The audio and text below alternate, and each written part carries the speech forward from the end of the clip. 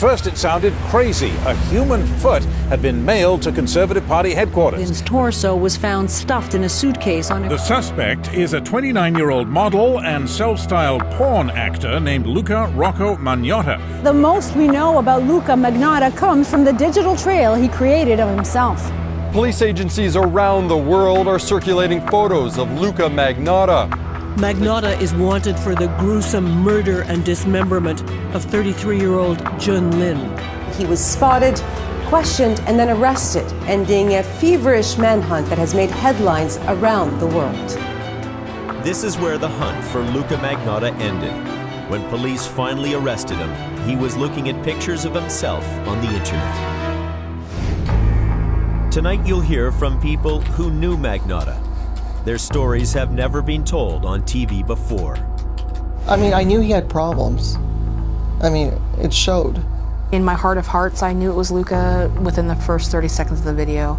Someone had to pay attention to him every moment of every day. It was a drug for him.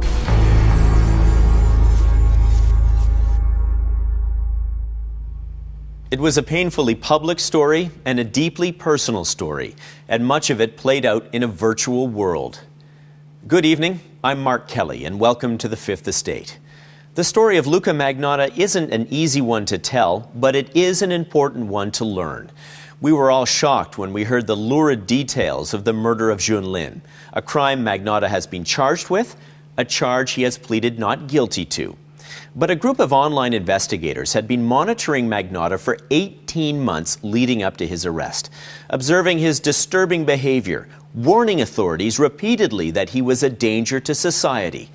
Tonight, you'll meet them and hear what they uncovered during their investigation, the missed opportunities, and the lessons they learned hunting Magnotta. It's May 2012 in a sparse apartment in Montreal.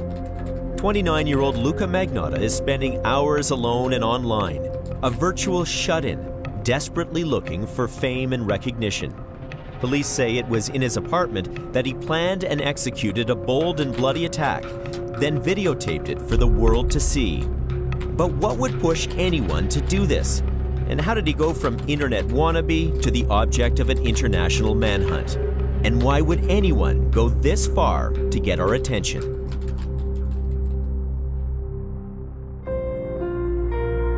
Magnotta was born Eric Clinton Newman in 1982. He grew up in Scarborough, east of Toronto, the eldest of three. His parents split when Eric was young. In his online postings, he wrote that growing up, he was close to his grandmother Phyllis. He says he was homeschooled because he was told the world was a dirty and dangerous place. But he went from one broken home to another when his grandparents' marriage also ended in divorce.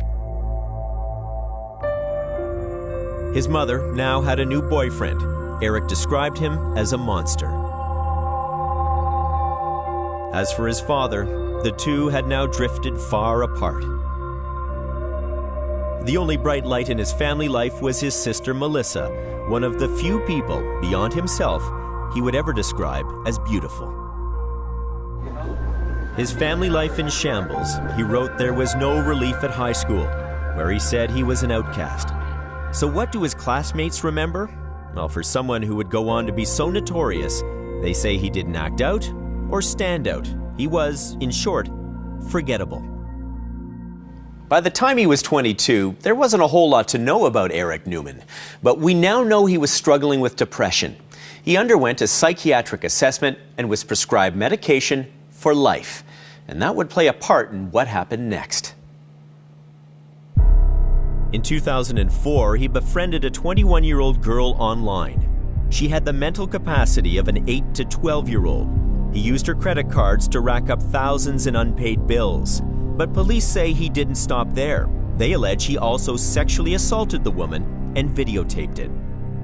His name is Dr. Newman's lawyer was Peter Scully.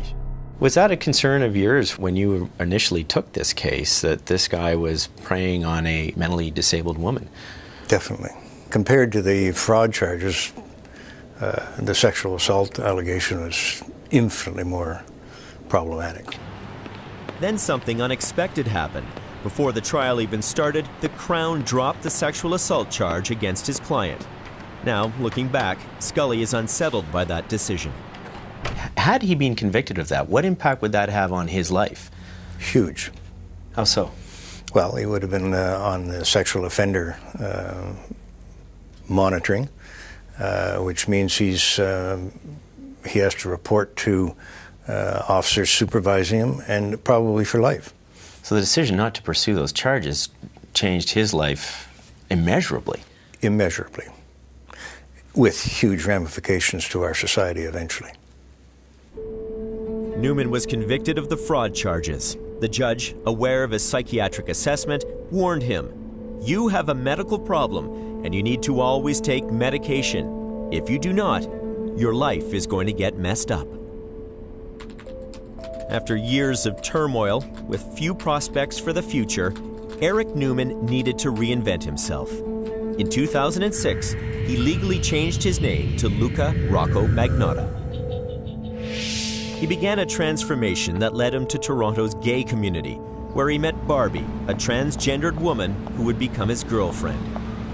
Changing his name was easy. Changing who he was, much harder. I mean, I knew he had problems. I mean, it showed, you know, when I was with him. Just his body language, stuff he would do sometimes. It's just, you know, in his character, you could just, his mannerisms. But Magnotta was a master of self-promotion. He marketed himself as a model and a high-flying escort. He appeared in a handful of porn movies, no stage too small for his ambitions. I'm a swimmer, so that's good. Keep myself in shape. Yeah. What's it been like for you becoming an escort? Do you enjoy your work? Yeah, you know, I really do enjoy my work. I get to meet new people and all the time, and you know, I'm a people person, and you know, it just worked out great for me, you know. He basked in the attention he received on the internet show Naked News. You know what the best part is? The best part about being an escort is I'm my own boss. I get to pick my own hours and make a lot of money. He said he wanted to be famous one day. I mean, that was his dream. He said, one day I'm going to be famous. Everything he did, an attempt to build the legend of Luka Magnotta. He was just really into himself, with, you know, with the photos, with me.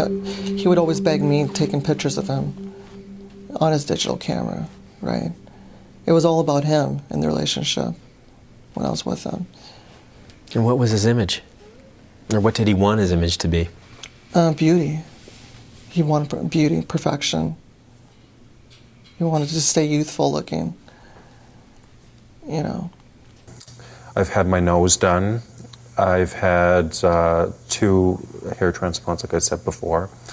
And I'm planning on doing muscle implants in my pecs and my arms. So that just remains to be seen, but because that's pretty... Do you think you're a bit of an addict?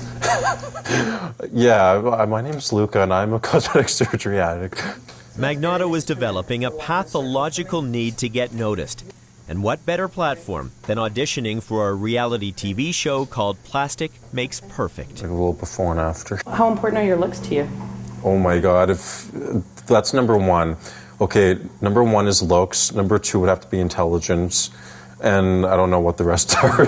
all I care about is number 1, basically. All I do is... The producers took one look and rejected him. Hi, my name is Luka. Magnotta is my last name, Magnotta. But for every exhibitionist, there's another reality TV show waiting in the wings. This was his audition for a role as an underwear model on the show Cover Guy.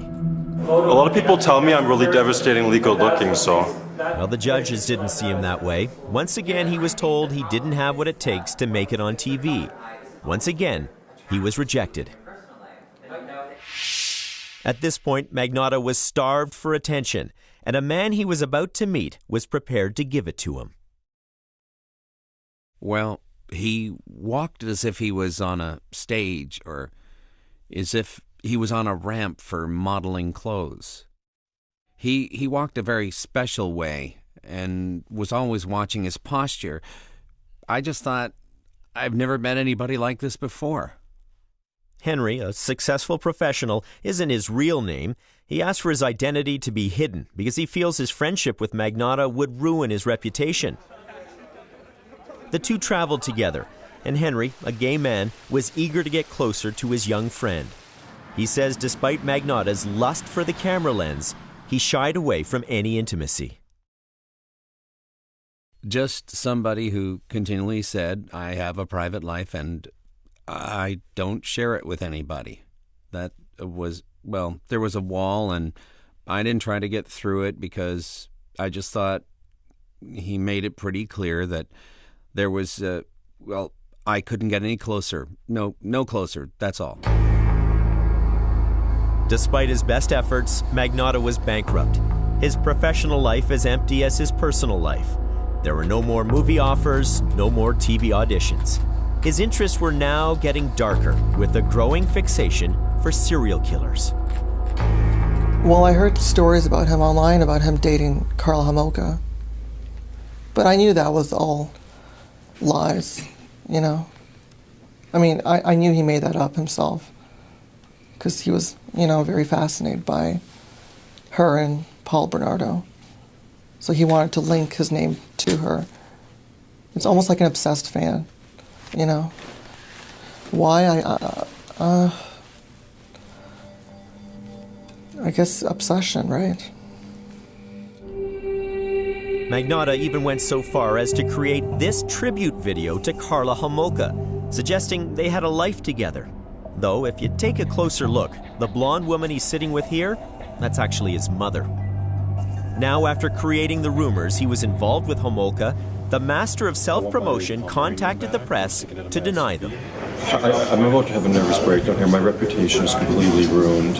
I just want everybody to set, I want to set the record straight that me and her have absolutely no connection. It created a minor stir, but Magnotta needed something bigger and bolder, and he knew exactly what to do. He was in search of attention, and he was about to get it, big time.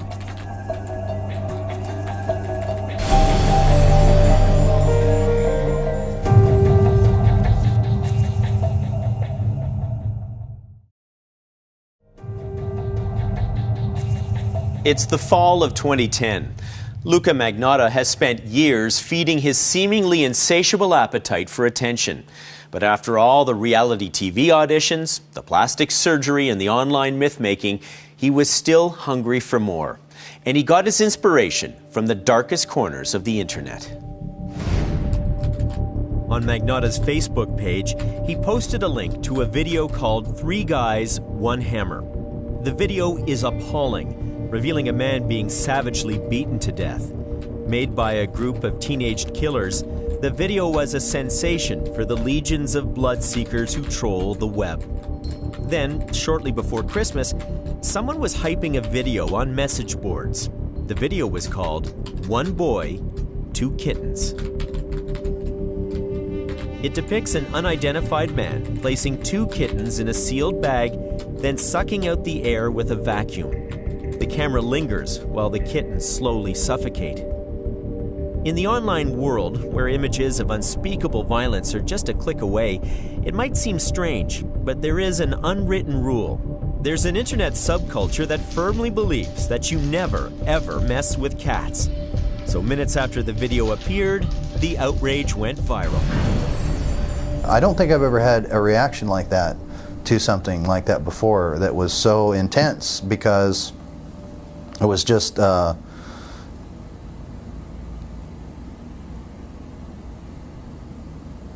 it wasn't normal. Ryan Boyle, a former U.S. soldier with the online name Save Kitty, went on the offensive. He formed a Facebook group.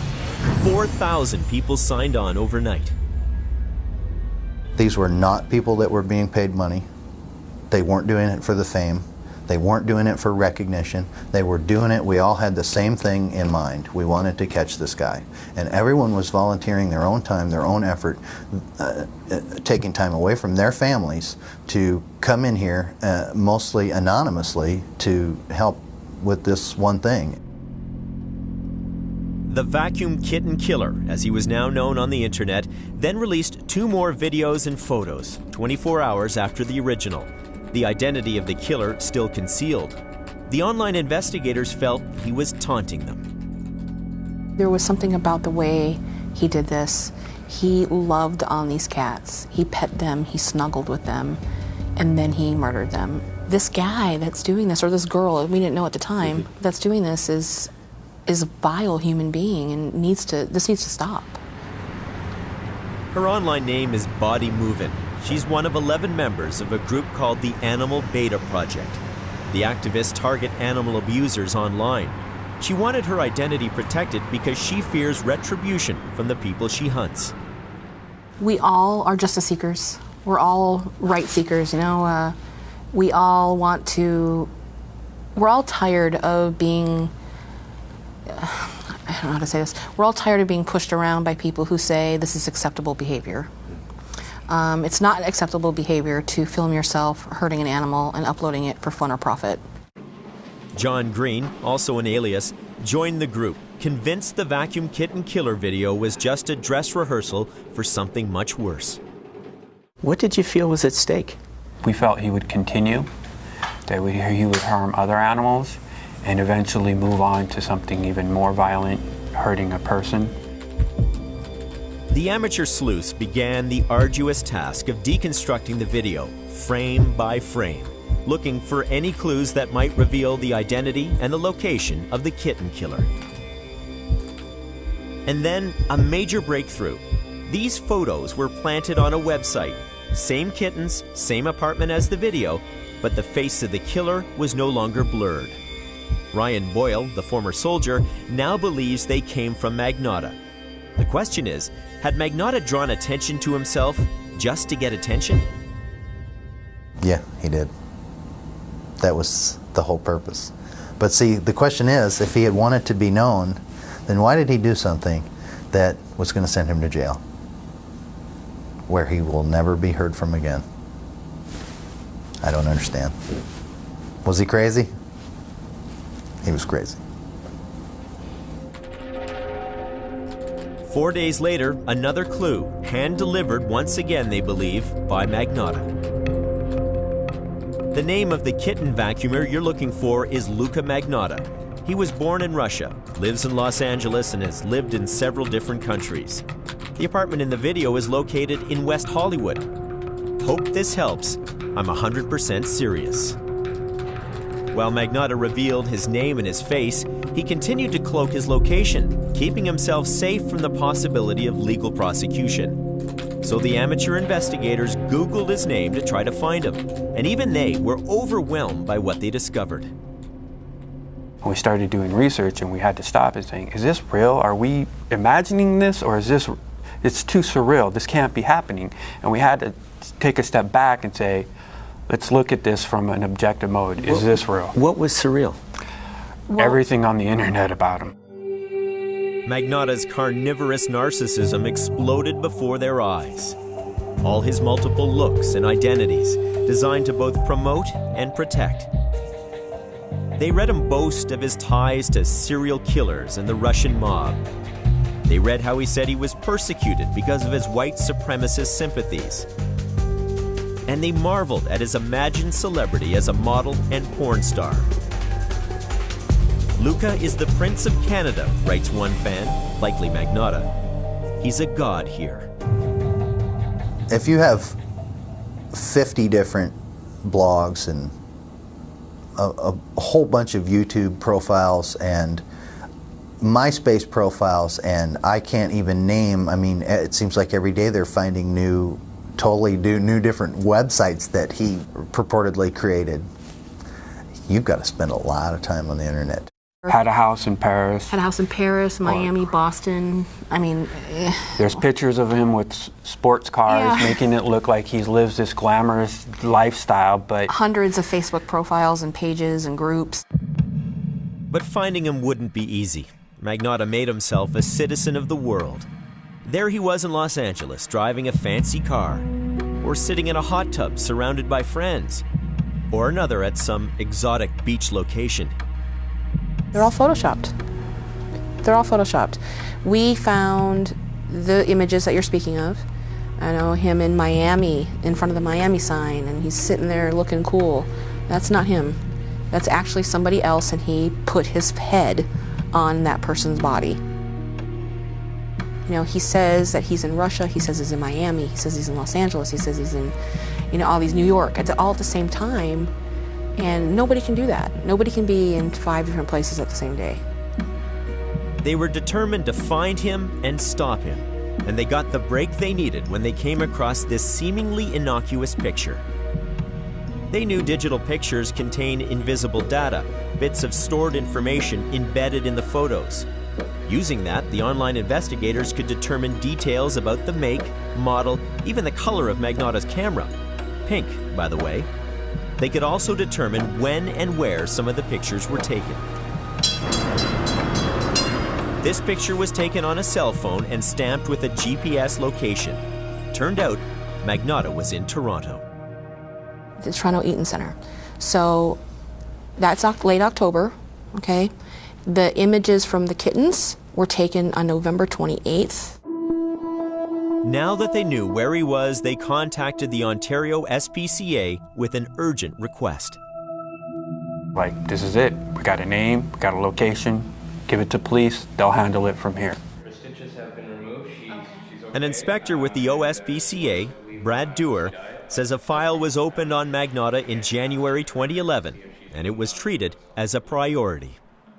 Certainly, past history has proven that acts of cruelty will accelerate to acts of cruelty to children and to adults.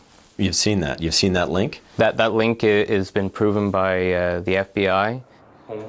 Dewar says the OSPCA was now working with the Toronto Police and the RCMP to find Magnotta. The information that we had was that he was in Toronto, but if he was bunking with someone or living somewhere else, there was no fixed address with his name on it. So you're telling me here that there was no way, if he was living in Toronto as we know, there was no way to find him with whatever resources you had, or the Toronto Police Service, or the RCMP, whoever else that you've reached out to?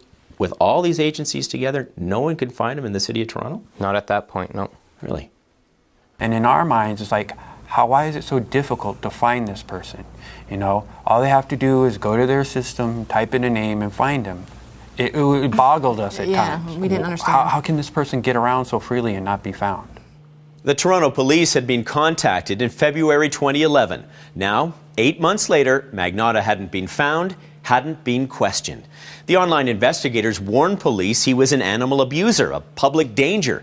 But you can imagine in a big city like Toronto, questioning an alleged online kitten killer probably wasn't a priority. Magnotta's pursuers had backed off for now, but he was about to get their attention again. I got a message from somebody saying, you might want to look at this video. He sent a link to me and my heart literally sank. All that we had done, everything that we had done was for nothing. Here he is doing it again. The new videos were posted in November and December of 2011, a year after the vacuum killings.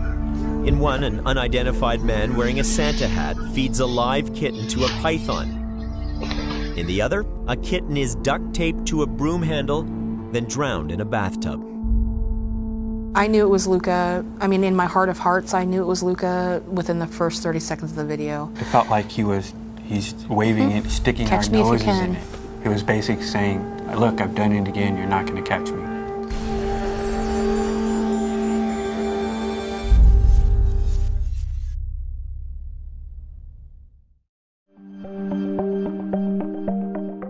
It was July 2011 in Montreal, and a young man had just arrived, following his dream to go to university here. Jun Lin had grown up in rural China. Now he was the great hope of his family. He was pursuing a degree in computer science at Concordia University. Once he graduated, he planned to support his parents and younger sister with his new career. Lin was 33 years old, but his mother still worried about him living in a big foreign city. So he'd walk the streets with his cell phone and stream images back to her. His message to her in their daily conversations was always the same. Don't worry, he told her. I'm safe.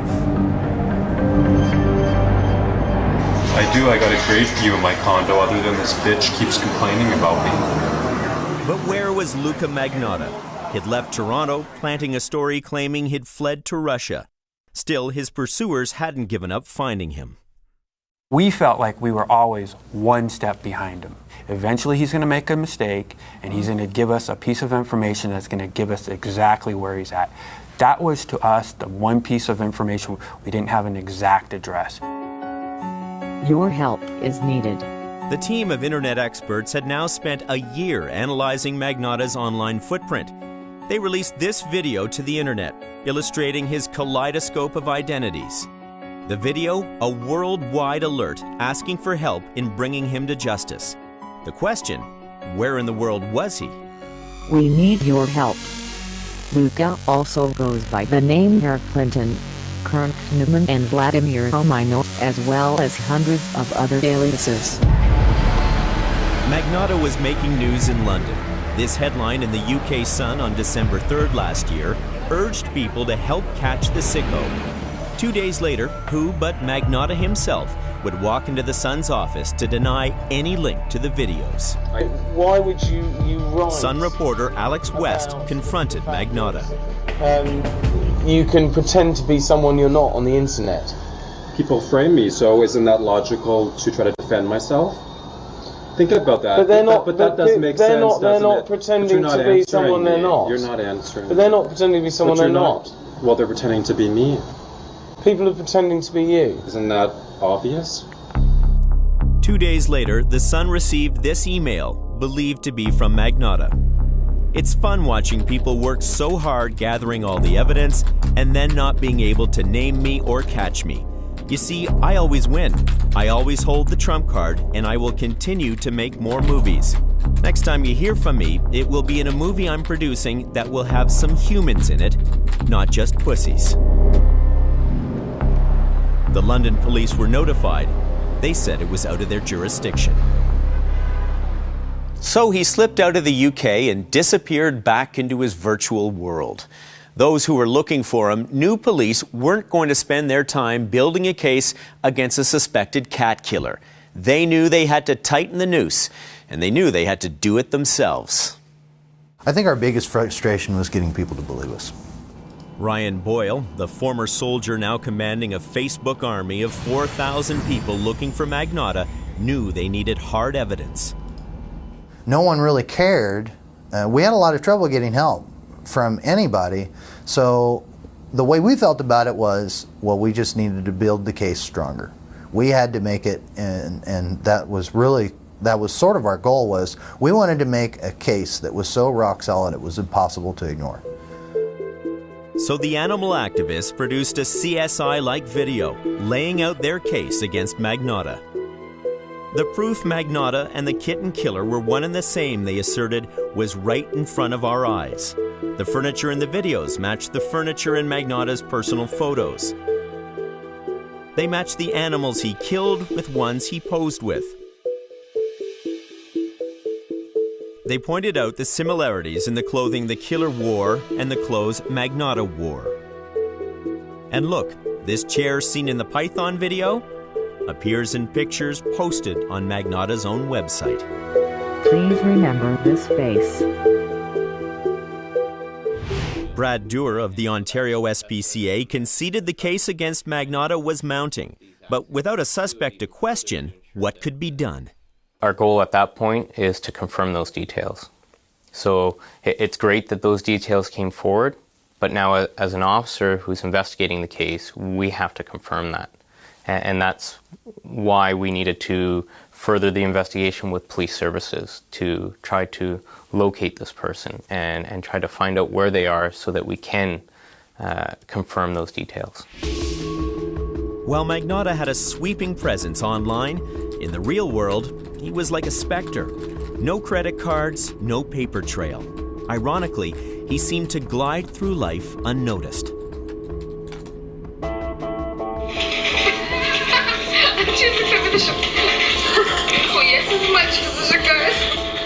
The online investigators were now learning more about his lies designed to throw them off.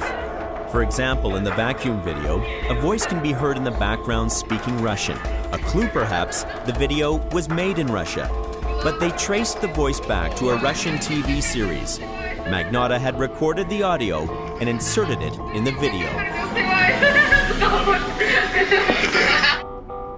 He also posted an Arizona phone number from one of his known alias accounts, claiming he was moving there to open a business. But as his pursuers tracked Magnotta, it appeared he was also tracking them. And to make sure they knew, he posted details about their private lives. If you were trying to size him up, you're trying to figure him out, you can imagine he was probably trying to figure you guys out as well. Yeah, he's mentioned us. He's mentioned my name several times. He would name certain pictures that he would send us with some of our profile names.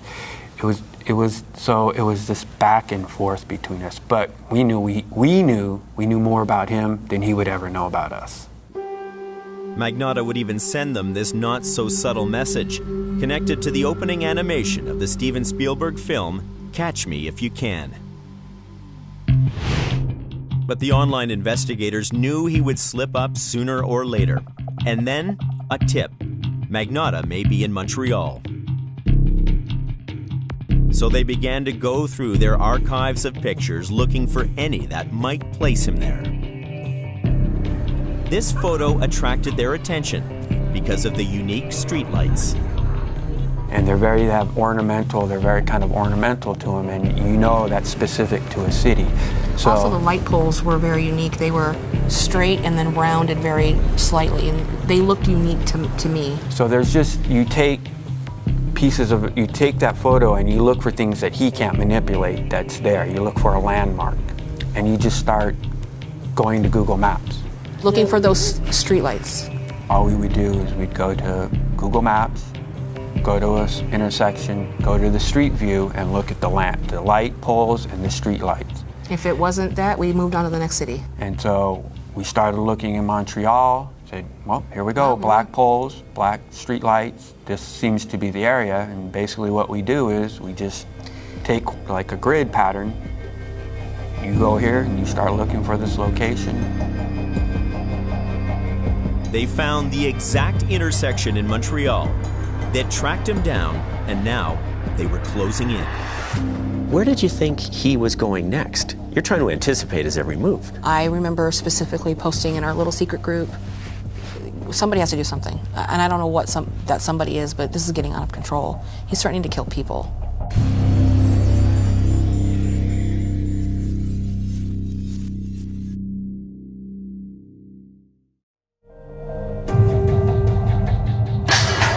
What's up, and hi to all my fans. It's hard to pinpoint what was fueling Luka Magnotta's desire for fame and recognition. I just did. What else do you want me to say? Did it start when he was Eric Newman, the sad kid from Scarborough? Was his narcissism a way to mask his personal and professional failures and his struggle with mental illness? It's hard to say where it started, but soon people around the world would know his name.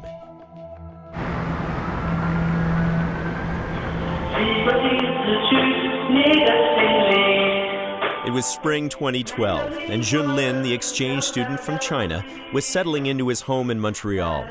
He'd sent pictures back to his mother expressing the joy he'd found in his new life here. This is the last one he sent, a simple park in his neighborhood. Isn't it beautiful, he wrote? 5720 DeCarry Boulevard, apartment 208. Luka Magnotta had just moved here. The lives of these two men were about to intersect. Your help is needed to locate Luka Magnotta. This individual. In April, a video is posted on the web urging people to join a Facebook group to find the, quote, serial killer. It's believed Magnotta made this video and issued this warning. Do not approach Luka Magnotta. He is a dangerous psychopath. The online investigators felt they were closing in. They'd spent 18 months on his trail, ever since he made his first kitten video. Now they were sure he was in Montreal. They sent that information to the Toronto Police and Brad Dewar at the Ontario SPCA. We immediately reached out to the SPCA in Montreal and Montreal Police Services to identify that we had this concern with this individual and we were seeking some help. Was that good enough, in your opinion, for something to be done? It was certainly enough information was provided to raise the alarm and to continue to question, to ascertain this person and to speak to them, to make contact. There's enough information to make contact. Did any SPCA official, did any police official speak to this guy through this timeline now where we're getting to more than a year and a half? Not that I'm aware of. So the online investigators contacted the Montreal police themselves, telling them Magnotta was a threat. But to Montreal police, Magnotta was a nobody. They had no file on him. There was no warrant for his arrest. In short, they said there was nothing they could do. So the investigators spoke with the Montreal SPCA and urged them to contact a Crown prosecutor to get a warrant. The contact was made. The request for a warrant? Denied. It seemed the evidence coming from the virtual world just wasn't enough. All of our information, all of our evidence was gained from the internet, so to them it was internet-based flu-fla, flim-flam, you know, they didn't care until he killed a person. And then it was all of a sudden it was, oh my gosh, we gotta go find this guy. Well, that's what we've been telling you all along. The online investigators believe Magnotta then started to hype a new video. Remember in that email to the British newspaper, he promised his next movie would have humans in it.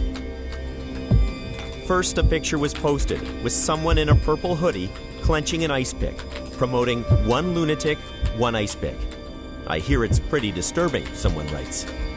Then, on another site, someone, likely Magnotta, asked, where can I watch the one lunatic, one ice pick video? I've been trying to find it for weeks.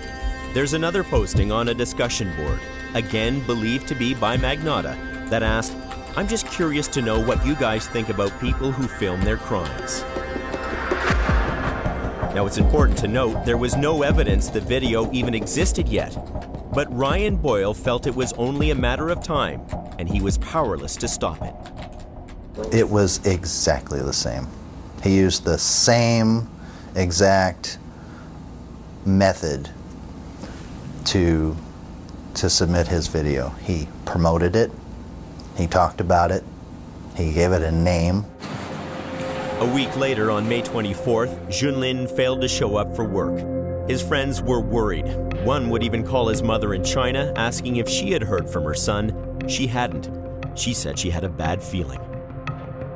That same day on this website, someone, likely Magnotta, posts this cryptic profile. Luka Magnotta is an extremely dangerous and sick psychopath. He's incapable of feeling remorse. Psychopaths can appear very charming and look beautiful, but beware. They are cunning and highly maniacal. Attached to the profile was a series of links to all the news stories about the search for the kitten killer, posted with pride. The next day, May 25th, one lunatic, one ice pick appeared on the web. It depicts a man bound on a bed.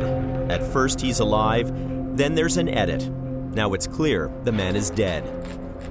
The video lasts 11 amoral minutes. Someone stabs the corpse repeatedly with an ice pick, then dismembers the body with a knife.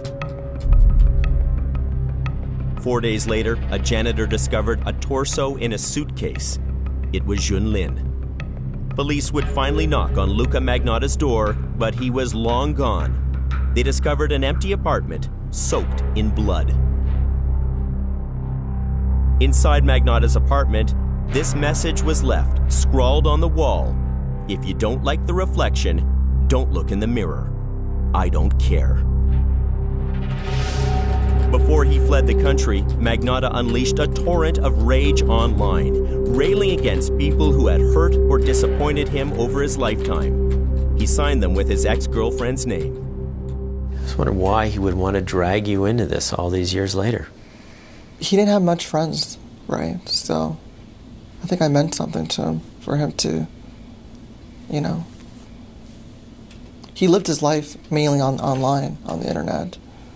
Why is that? Well, I guess most people found him weird, so he felt left out. isolated.